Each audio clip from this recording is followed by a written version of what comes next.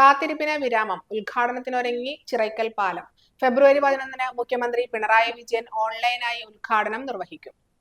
പാലത്തിന്റെ ഉദ്ഘാടനം ഫെബ്രുവരി 11-ന് വൈകുന്നേരം 5 മണിക്ക് മുഖ്യമന്ത്രി പിണറായി വിജയൻ ഓൺലൈനായി നിർവഹിക്കും. പൊതുമരാമത്ത് ടൂറിസം വകുപ്പ് മന്ത്രി PM മുഹമ്മദ് റിയാസ് ചടങ്ങിൽ അധ്യക്ഷത വഹിക്കും. പെട്രോളിയം, പ്രകൃതിവാതകം, ടൂറിസം വകുപ്പ് കേന്ദ്ര സഹമന്ത്രി സുരേഷ് ഗോപി വിശിഷ്ടാതിഥിയായി പങ്കെടുക്കും. ജില്ലയിൽ നാട്യ നിയോജക മണ്ഡലത്തിലെ ചേർപ്പ് തൃപ്പയാർ റോഡിലുള്ള ചിറക്കൽ പാലത്തിന്റെയും അനുബന്ധ പ്രവർത്തികളുടെയും നിർമ്മാണം 5.30 കോടി രൂപ ചെലവഴിച്ചാണ് പൂർത്തീകരണം നടത്തിയത്.